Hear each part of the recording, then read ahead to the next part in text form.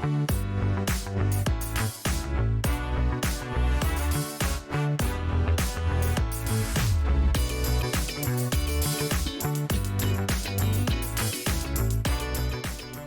to the True North Compliance Podcast, where we discuss regulatory and compliance issues for Canadian business.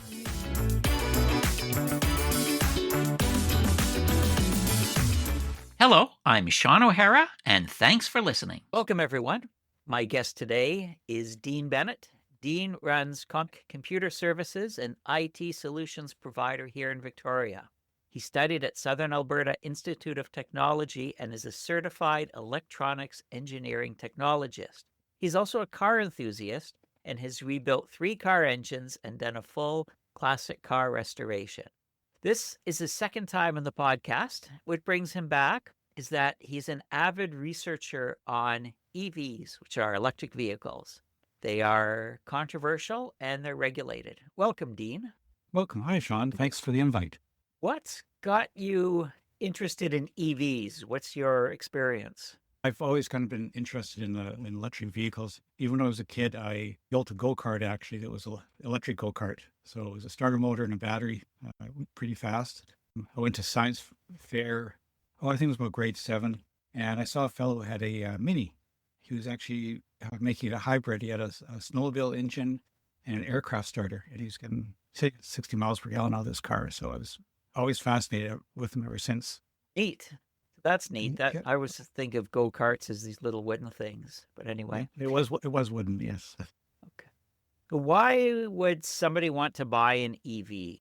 EVs are low maintenance. You don't have to take it to the garage every 6 months for an oil change. A lot of fluid changes are a lot less frequent than a regular standard car. Basically, the dealerships, they rely on maintenance to make most of their money. About 50% of their income after they sell the car comes from maintenance and parts on it.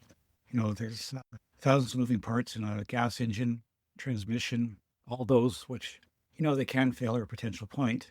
Usually designed to fail after warranty now, but they do make good money out of it. So they really don't want you to buy one. When it first came out with the Leaf, it was a unique concept car, but as far as I was concerned, it was ugly. They made this thing not very attractive. So people who really wanted an EV would, go and buy them, but they weren't that appealing.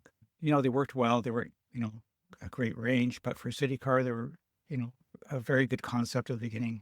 And there's still lots of driving around these days, but they only typically get about 100 kilometers range. But with the EV, for maintenance on it, you take it in every 2 years to get your brakes flushed, your transmission case about 60,000 K, battery coolant about every 5 years, which is like a car coolant.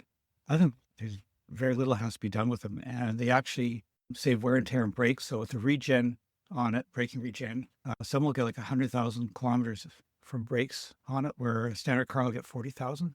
And then there's the fuel saving costs. So they've rated them up to a coolant of 130 miles per gallon, which is about 2 liters per 100 K of your cost versus gasoline. So there is a lot lower cost to it. So there's definitely some advantages there. Plus, they're nice to drive. They're very smooth. Great acceleration because all the torque's on the low end. So basically, a gasoline engine has to have a transmission. So it changes the torque from the higher RPM to the lower RPM. To do that, electric engine's ideal. It actually has torque on the low end and less on the high end. So it's perfect. It doesn't need a transmission. And hybrid's not a new concept. Trains have been like this for years, since the 60s. They've had trains where it's a diesel generator engine and then it's electric motors all on the wheels. So they eliminated the transmission. They eliminated a lot of moving parts and maintenance, and it made them a lot more efficient. So with an electric train? Well, mostly any diesel trains you see today are diesel electric. They don't drive directly from the engine to the wheels. That's neat. What about hybrids? They would have a transmission, wouldn't they? Yes, they do. There's sort of 2 types of hybrids out there. There's the ones that integrate the car engine to the drivetrain. So they have a special transmission that links the electric motor and the engine together. A Ford Escapes was one of the first ones that did that. They use what's called an Atkins cycle engine, which is very efficient to do this. So the engine could just drive directly to the wheels. So can the electric motor. So usually the electric motor in that case isn't too powerful. It's only meant for mostly lower speeds.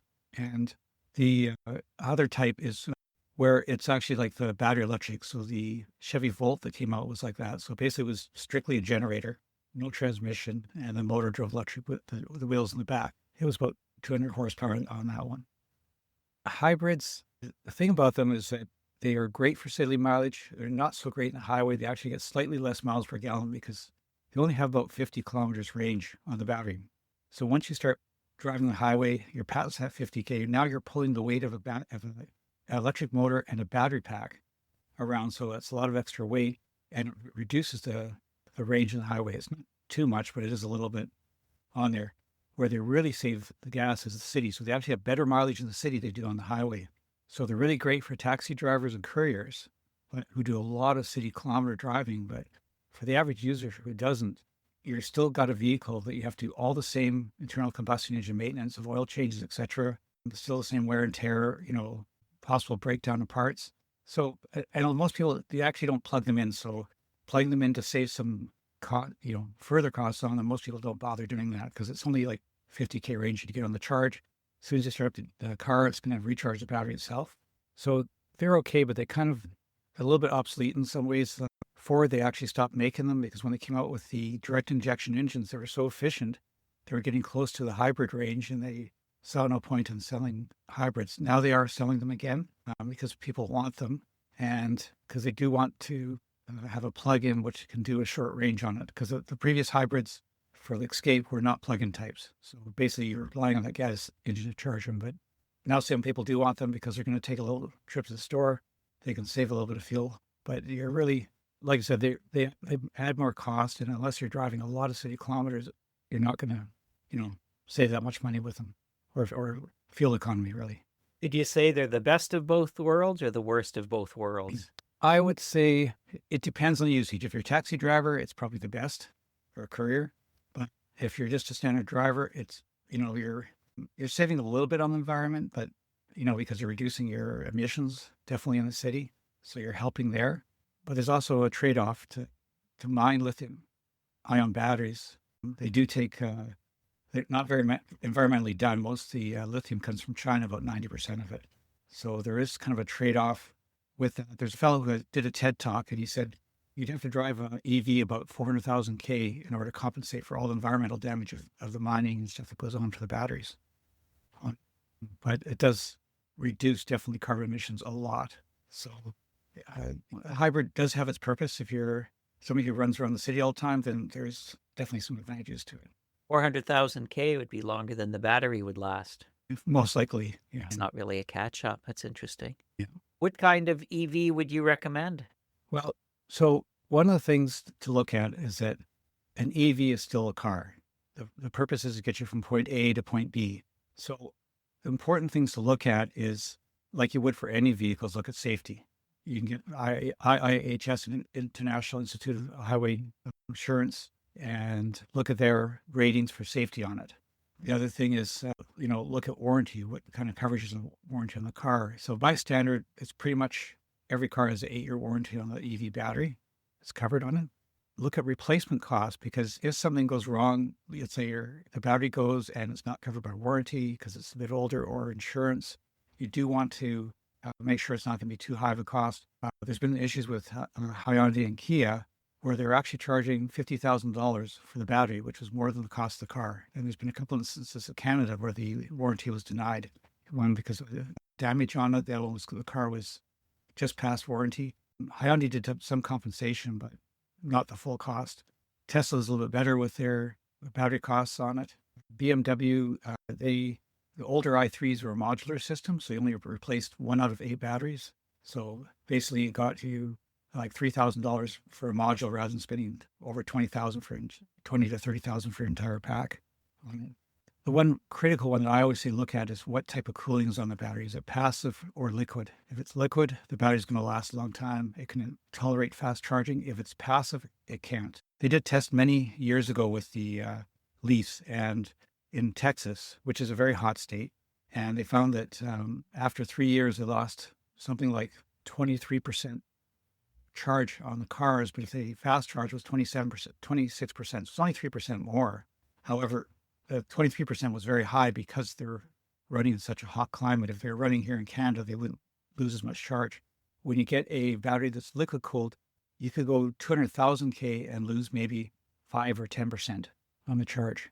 So it really extends the life. The other thing too is the liquid cooled batteries. They can use a heat pump and exchange that heat from the battery to heat the interior of the car so it runs more efficient. Tesla just started doing this in 2024 with their cars. Previously, they were not. The BMW i3 had a heat exchanger in it from the very beginning in 2013. So there's also, more to look into these things. You're not buying a cell phone for the tech here. You're buying a vehicle to get A to B and have something that's safe to drive on the road. There are different regulations or compliance obligations with EVs. From what I understand, there are restrictions on having damaged EVs on BC ferries, which we have a lot of in this part of the world. Yeah. So BC Ferries does not allow a damaged EV, especially if there's any damage to the undercarriage or the battery pack, to be towed across on a ferry. So that would make it very difficult if you had an EV here in Victoria that could only be serviced in Vancouver. It was in an accident. So it does raise a few questions, but I have never been on a BC ferry and seen a car attached to a tow truck myself. So hopefully, you've got an EV that can be serviced locally here. And on that hand, Tesla is very limited. There's only one shop allowed to service EVs in Victoria. And last time I talked to him was a 3-month wait list just to get an estimate on it, because they're the only ones that could buy parts from Tesla. So if you were in an accident, yes, it could be a long time to get it serviced here. But there is, a Tesla store here, so they can't ship parts directly to the island and supply them to that particular manufacturer. That was about 6 months ago, so maybe they've expanded it since then, but it was very limited at that time. Wonder what people on the Gulf Islands do. So for any of everybody listening who's not in this area, we have the Gulf Islands, which are a bunch of small islands that people live on, and they could easily use electric cars because they've got such a small island to drive around. Yeah, definitely an advantage there.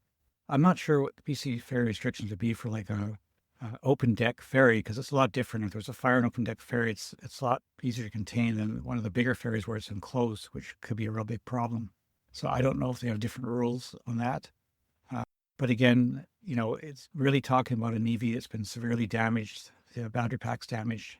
That's where they could run into a problem. So like I said, I've never ever seen a tow truck and a car on a ferry before.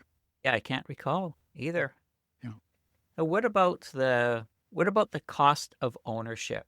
EVs tend to cost more than regular gas-powered cars, don't they? Yes, they do. So it's one of the reasons I don't have one myself, is because the cost. And I, person would need one that's like a larger SUV for what I do for work.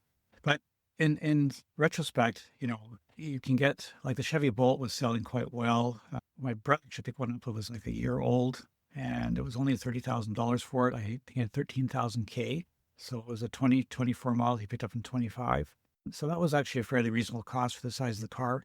They got a 500 kilometer range on them. So compared to some other gas vehicles, it actually wasn't that bad. And there is incentives. I was just looking up the Chevy Equinox, and they're quoting $56,000 on that car for the all-wheel drive. But then after their rebates and stuff applied, it was just over $40,000. So if you do have, the cash to buy one, it is a nice option.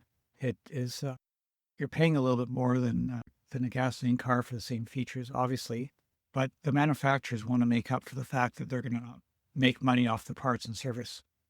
There's actually a dealer down in Halifax that sells only EVs, as mechanic comes in once a week, because there's really not much for him to do. I mean, if you're only going to bring your car in once every 2 years to have the brakes done on it, and even replacing the brakes, they last twice as long as a gas car. So, with that lower maintenance on there, you are going to save money with the EV, definitely, on it. But, if you're driving, let's say I only drive about 6,000 K a year, well, it's going to take a long time to pay back that savings cost of getting the EV. So, but if you're driving a lot of kilometers, then that cost comes pretty quickly, especially with the gasoline prices today. It can make a pretty good difference. One really has to look at one's lifestyle and decide, is it pay a lot up front and have the savings down the road? Yeah. Or I guess installments or even leasing. Yes. A lot of the As an actual option. lease that came into Victoria were leased ones from California. So they were leasing them down there. Once they're off lease, they bought brought them back to sell them in Victoria. So it is an option. I think, if I ever did get one with the 8-year battery warranty, I would probably tend to sell it before the warranty goes off the battery. But honestly, there's very few I've ever heard of battery failures in an EV. Especially the liquid cooled ones, they're usually not an issue. So considering the distance, I've heard that Victoria, where we live, has one of the highest, I guess, per capita, or the most number of electric vehicles, because most people don't drive, less than 20 kilometers a day. So it's a lot. So how much of a lifestyle change is it having an EV? You have to think ahead about, your plans. So basically, you can't just go to a gas station and fill up in 10, 15 minutes and you're good for another 600, 700 kilometers. So you have to plan ahead. So let's say you got to charge your car at home overnight if you have a home charger, or you go shopping, you plug your car in while you're shopping for a couple hours to get it charged up there. Typically, like an EV, so the i3, my partner Anne has an i3, so I know it quite well. And it's got 140K range in the summer, about 90K in the winter with the cold. So it takes about 3 hours to fully charge the car if it's down to less than 20K. So if you go shopping a couple hours, you can charge it back up again. If you got a high range EV, like a 500 kilometer range EV, it's going to take a home charger level 2, 7-8 hours to charge that full 500K back into the car again. So you do have to do things differently, but now you're not going to a gas station anymore. So you're avoiding that part. So it's just an adjustment in lifestyle. You just really have to plan ahead. If you're doing a long trip and you may have to charge again, you want to see if there's a charger along the way or a fast charger. Manning Park, they've actually installed, I think it's like 20 fast chargers on the route through there. So people could stop halfway through and fast charge the car and then continue, on. So you just pull off the Coca-Cola, plug it into a fast charger, and you're topped up and ready to keep up, carrying on. How long does a fast charge take? Generally about 20 minutes, maybe 30 minutes most. So not very long. So basically you're stopping for a little snack or bathroom break. It's enough time. That would be worth it then to plan out the lunch on the long trip. Yeah, it gives you usually about 80% charge on most vehicles. Their fast chargers are pretty powerful. They basically have about the output out about, I say, the average of 5 homes using electricity at once is what one charger will put out to charge your car. So it's a lot of capacity. Have fights ever broken out over chargers that you know of, or is people taking too long to recharge? No, I've never heard of that in Canada. A lot of stations, even like the Tesla stations I see in the US, are huge. Like there's a lot of chargers down there, so I've never seen that. But here we are very limited in chargers. There's not that many. Going to Uptown, I've gone up there where all the chargers are full on it. The West Shore is really lacking in EV charging. If you're north of the highway, Millstream area, there's only one charger at the Municipal Hall, which is quite a ways out. But none of the shopping centers there's no public EV chargers anywhere in that area. Goldstream Avenue has one charger there, and the West Shore Mall has a few chargers down there, but they're really lacking the charge facilities in that area. That Municipal Hall is Highlands. That's way out of the area. It is, yes. Where most of the commerce is. Yeah. The only reason I know about it, I have a friend who's got a Leaf, and we went to go for a hike. So she dropped her car off, and I gave her a ride to the hiking point, Jocelyn Hill, and she left her car there while we went for the hike. But there's no other chargers in that area. What would you suggest somebody look at when they're considering purchasing an EV? Look at the safety issues. Look at the serviceability on the car. You're buying a car for transportation and safety, so look at those features also. The ones I consider reports is a couple of top ones is the BMWs, the i4, i5s. There's a X3 EV coming out this year. Audi makes a pretty good one. They had the e-tron out for a long time. The Ford Mach-E's been fairly well rated, just not as high range, but they are improving. The Equinox now, it's got a 500 kilometer range, so it's doing much better. So there's just a few of them. The ones that I'm not so keen on recommending is Teslas. I know people love them. It's basically driving a cell phone on wheels, but my personal thing is they have the Ys and the Model 3s have the screen in the center. So you're kind of detracting your eyes off the road in order to check your speed or other things too. They even put the blind spot for the mirrors on that center screen. So if you're going to change lanes, you got to look at the center screen, then look at your mirror, look at the center screen again. To me, that's just not a safety thing. I have a heads-up display in my car, which allows me to, not take my eyes off the road at all. It shows me speed, directions of my navigation, everything on that heads-up display, and I just love it. The other thing with the Tesla is they do not have radar for the collision avoidance, only cameras. So if you're in heavy rain or fog, you could wind up, it just won't work properly because it's blurring the vision of the cameras where radar would see through it. There's a fellow who actually did a video. He's got 143 million views, but it's a Wild E. Coyote, the cartoon, and where he actually paints the wall just like the coyote or the Roadrunner does to make it look like part of the highway out of styrofoam, and the Tesla drives right through it because it just thinks it's part of the road, where the other vehicles would pick it up by radar because it's a solid object and it would stop. And then the servicing for Tesla here too is not great, for if you do have an accident. So I'm not so keen on that myself. They do great support for software updates, which is nice, but for those reasons, I would never buy one. The other ones I'd probably avoid is the Hyundai and Kia, just because of the cost of the battery. If you did get in an accident, there's a couple here who accidentally went into a ditch. They damaged the bottom of the battery, and initially ICBC was not going to pay them to cover that battery. And that was, like I said, $50,000. The car cost them $45,000, and they wanted $50,000 to replace that battery. So it put them in a real sticky situation. Nissan Leaf, even the new ones, they're still passive cooled batteries. So that's ones too. That Honda Kia are also passive cooled batteries and not liquid cooled. But Nissan made the Aria, which they discontinued for some reason, but that one actually has a liquid cooled battery, and it's a very nice vehicle. And so that was a very nice car to have. Look at the range. I personally would only get an EV that's about a 500K range, because wintertime it's going to go down to about 350 on it, and I want to go skiing. I don't have to stop and charge on the way up. But there's a lot of brands coming out there. Sean, I just wanted to mention about buying a new or used EV. EVs in BC are PST exempt, so that saves you 7% right off the top. A lot of used EVs are sold privately because there is no GST or PST attached to them. Dealers will still charge the 5% GST plus documentation fees, which are 100% profit. Some good deals on small used EVs are the Chevy Bolt, which has a good visibility, 200 horsepower motor, and a 420 kilometer range. The BMW i3 2016 up with the 19-inch wheels, because there's no all seasons available for the 20-inch wheels. It has a 135 kilometer range to 385 with a Rex on the 2019 up models. The Rex is basically a gas generator. They have a carbon fiber body, so they're very light. They also have some extra features like auto braking and adaptive cruise control as options, and LED headlights. So they're very updated vehicle. For lower cost EVs, Nissan Leaf 2012 to 2017 should be a very good value. You can typically find them for sometimes around $10,000 or less. And you can expect a 100 kilometer range, as they're passive cool batteries, so they do deteriorate quite quickly and only get about 70K range in the wintertime. So look out for these good deals, and it can save you a lot of money in gas if you're putting around town quite frequently. Thank you. The Chinese EVs are coming over. I don't know much about them. I haven't seen any safety ratings. And so until they actually get here and get tested, it's unknown at the moment. I know there's been some quality issues with them, but until people actually start using them, we really won't know much about those ones either.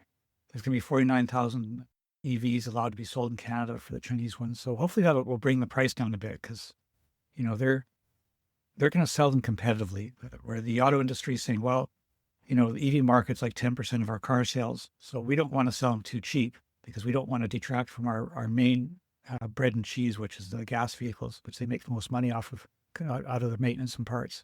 You see a lot of people buying the Chinese ones? Well, they're not for sale yet in Canada. No, but once they are, the uptake will be. They think the cost price is going to start around $30,000. The Chevy Bolt is coming out. It's probably going to be the high 30s, maybe 40,000 range. So they will be cheaper. So people will be attracted to those. And they do have some very sophisticated technology, which is going to attract people to them also.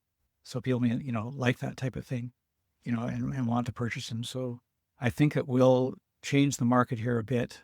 It's going to put more pressure on the car companies to start lowering prices. Honestly, EVs are much simpler. You got a battery, a controller, a motor, very few moving parts compared to a gas car. So, yeah, but once you sell them, that's it. There's very little the manufacturers involved with it afterwards. And if the pricing is artificially high on let's call them the domestic EVs, then that would have to change. Or they'll have to really promote that they're made in North America and not made in China. Yeah, definitely do that. The rebate incentives, the U.S. has discontinued them, but, hopefully that will change down the road and come back again. But even with those incentives, like I found, this is a little bit on the side, but, BC Hydro is offering the rebate on the chargers to install in your home, and it's $300. But then you can buy a charger out of the U.S. for way less than the cost savings, bring it up here, have it installed. So so in some ways, having the rebate inflates the prices because they're like, oh, we know people are going to get a $5,000 rebate in this car, so they're going to keep their prices a bit high, and then you get the rebate off, so you're kind of paying almost the same in the end. So rebates, they are an incentive, but then it allows the manufacturers to kind of inflate prices at the same time. So I wouldn't be discouraged about rebates so much. And when you're purchasing an EV here in BC, apparently the dealers were saying that it was very hard to get the government rebate and the BC rebate at the same time. And there was only 1,000 rebates were handed out at BC at that time. So after they ran out, that was it. There's quite a different mix of technologies. Is this sort of sorting through? Are we in the stage where they'll figure out what works better and many will be similar? Yeah, lithium ion is the main one. Lithium polymer is the other main one right now. So both using lithium. They're looking at sodium ion for batteries. There's a manufacturer's claim they've actually made one that's viable. I know iron phosphate, Tesla's moving over to iron phosphate batteries. So they're not quite as, the biggest thing is density versus energy. So you want to be able to get as many kilowatts as you can per kilogram of weight. Lithium ion, lithium polymer are the highest in that efficiency range. So there is going to be some shifting. Toyota's been playing with solid battery, solid state, which is going to have less effect by temperature for reduction in range. So there is going to be changes, and that's why they're kind of like a cell phone almost. They get outdated. It's going to affect pricing. But we are seeing a lot higher range batteries now. I know with the BMW ones over the last 10 years, basically the range from the same type of battery formula, they've doubled the range on those batteries. So they went from like 140K range battery in the i3 in 2016 to, by the time 2021 came around, was to a 280 kilometer range on that same weight and size battery pack on it. So things have improved enough. But, if you're buying one and you've got enough range to do what you want to do around town and travel, then it's probably going to be pretty good. And, like I said, if they are liquid cooled batteries, they're going to last a long time. You're going to get 200,000 K out of them without too much worries. You said earlier that driving a Tesla is like driving a cell phone. Yeah. Or a smartphone. What do you mean by that? Well, they do have a lot of information on that center console on it. I've heard people saying that they looked at it, they got just like, it was too much, it was confusing to them. We're used to the basic dash, right? So a lot of information on there. It's like your cell phone screen's mounted in the center of your dash, like you're navigating your car, and there's no information in front of the driver at all. So you're always having to look to that center console. And those ones, if you want to get a Model S, they're over $100,000. They're actually discontinuing the Model S and the Model X because now they're competing with other companies like Polestar, which is by Volvo, for the higher end vehicles, which are much nicer pointed and fitted, nicer features. And so they're actually kind of discontinuing those two models because you're just overpriced for what you're getting. But the Ys and 3s, like I said, you just got this one single cell phone screen in the middle and you're having to look at it for everything. So, if I bought a Tesla, I would buy an independent GPS heads-up display and stick it in front of me just so I don't have to take my eyes off the road to watch my speed, at least, on it. Oh, even speed. Okay. Yeah. They're like a Yaris. They basically have this one center dash with a speed indicator and the entire screen, and then you got nothing in front of you. What do you think is the future of EVs? The future of EVs? Definitely they're going to get a lot more predominant. With climate change, it's something that we really need to look at because, reducing the environment. There is higher end polluters around than EVs, than vehicles right now, but it is a high consumption. Our dependency on oil is so great that, it affects everything. It affects, food prices because they have to truck those food prices in. It affects the price of other goods because they're all being trucked in now. But we are starting to see some ones like a delivery van. I think it was a big Purelator van. The thing was huge. It's probably at least a 5-ton truck, that was an EV. They're getting semi-trucks that are EVs, so then it could be less dependent on the fuel to do those deliveries. But we're just too oil dependent and it affects the economy. So I see shifting away from that is going to help us a bit, but it's going to take a long time because we need the infrastructure to charge these cars. We need the facilities to repair them. And purchasing one, like if you get a Ford or GM car, you're probably going to take any Ford GM deal to get fixed. If you get Tesla, you're limited to what they have for services. Same with some of the other brands out there like Rivian. I don't know of a Rivian dealer even on Vancouver Island. They are a nice vehicle, but I don't know of any service centers on Vancouver Island for Rivian. So they have to get the infrastructure behind there. And so the gas cars now, they all have that infrastructure. So the servicing is easy. Yes, they do break down a lot more often. There's been so many issues with gas engines. Even Toyota and Honda's had their issues with gas, engines that have had failure points. So there's going to be a lot more infrastructure has to come into play here in order to get, EVs to be just that much more viable to drive across on the road, and the efficiency. So the more efficient these batteries get, you reduce the weight, it can make it a lot better, efficiency of the battery, because if you can reduce the weight of the vehicle, for instance, the Ford Lightning is 7,000 pounds vehicle weight, where that standard truck is about 5,000, 5,500. The Tesla is 7,000. The Tesla trucks are actually banned in England and parts of Europe. It's partly in England, it's because of the weight, mostly. The rest of Europe is because the angles the angles are so sharp in the front of the car that if you hit somebody, you can do a lot of damage to pedestrians. So they don't allow them because of that. And in Ontario, one fellow was complaining that driving in the wintertime, the headlights are recessed slightly from the bumper and they'd fill up with snow instantly. So he said every 30 minutes he had to pull over and clean off his headlights to keep driving again. So they were not really designed for this type of climate here. They were designed in California where they don't have that snow. Yeah, that's right. So you have to, look at a lot of those things. So it is, Cybertruck is very new. It's new technology. It's like the first shot at doing something kind of crazy like that is, but it's having its, flaws also at the same time. So there is kind of an evolution that's, we're going through right now, but EVs have been out since about 2012. The Prius has been around for a lot longer than that. It's a hybrid. So the technology has been here for quite a while to, smooth things out. Nissan's been one of the longest players in EVs with their Leaf coming out, back in 2012. Any other tech you see, like hydrogen, that replace, aside from the infrastructure issue? They did make some hydrogen cars, and the problem is trying to fill one up, trying to find a station to fill up that hydrogen. And it was very dangerous because it's so cold. It would freeze your hand off if you touched it. So I've seen the fill stations. There's a lot of precautionary processes in getting one filled up.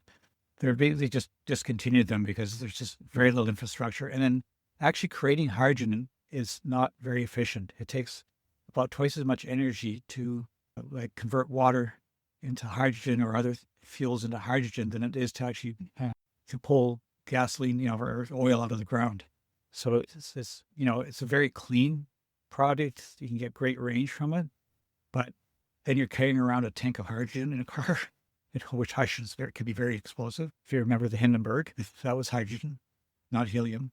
And the infrastructure is just not there. I think it's, now you're still doing the same thing as you were with gas cars. You have to have distribution facilities, storage facilities. You have to have a gas station storing this energy, where electricity, you're not storing anything. You're just taking it right from the source, putting it through some lines straight to the endpoint where you're charging. So it's a reduced infrastructure in that way. We have an issue where whatever we drive is going to burn or explode in a way in a collision. It needs infrastructure, and it all has some degree of environmental impact, whether that's using energy to convert hydrogen, digging lithium and other minerals out of the ground, or burning fossil fuels and pumping that up. Yes, definitely. And, at least in BC, we have hydroelectric, which is a lot lower impact environmentally. We're not using coal or something else. So we do have that advantage here. Although we do build them out of concrete, which Yes. also is a huge releaser of greenhouse gases. Yes. So they last, we don't have. for the last 50 years plus in very long time. You look at the Hoover Dam was built back in, what was it, 1920 something? That's pretty old, still standing. The future is EVs. It's just going to take a while to get here. But, if you want to drive something that's sustainable, less environmental impact, you drive a lot of kilometers here. I'd say if you're driving like 20,000 kilometers here, it's probably not a bad investment to look into that, getting an EV for sure. Where can people find out more? So one of the websites that I like to check out is called Inside EVs, and it's INSIDEEVS.com. That one has a lot of information about EVs, their technology. The other one is for safety is check the International Institute of Highway Safety. It's IIHS.org. They do more testing than the government does. So they do, for instance, front moderate overlap test is one of them, because typically you do not hit each other head on. An accident is kind of the corner of each car. So they do that testing on it. They do rollover tests, a lot of other ones. So, check out the safety with those ones. And then also, checking out the manufacturers to see, what the battery warranty is and what the coverage is by it. Also your insurance, if you're getting insurance on it, are they going to cover the EV, battery if let's say you go into a ditch, because that battery's along the entire bottom of the car. So if it does get bottomed out or hit something, is it going to be covered by your insurance? Because that is the most expensive part of EV is the battery. All right. And we will include that in the show notes. Sounds good. All right. My guest today has been a car enthusiast and certified electronics engineering technologist, Dean Bennett. And for your IT business, how can people get a hold of you? They can check out my website, which is computech.ca. It's spelled COMPU and then -TEK.ca. They can contact me from there. I actually have some tips on office setup. I focus mostly on business clients, but they can look there for some extra tips and some examples of work that we've done. Been in this business for over 30 years, so I've got a lot of experience and a lot of happy clients. Great. And if somebody's looking at a vehicle fleet, even going to an EV vehicle fleet, they could bring you in for their IT and to consult on their fleet purchase. I could help them somewhat with that, doing the research part. It's to purchase one is a big purchase, so you want to make sure you're making the right decision and getting the right information too. Don't be wild by the bells and whistles on these things. They have a lot of them. Like I said, you got to think that this is a car from A to B, safety, drivability. Those are important factors. Great. Thank you so much for being here today, Dean. You're welcome, Shane. And that's a wrap.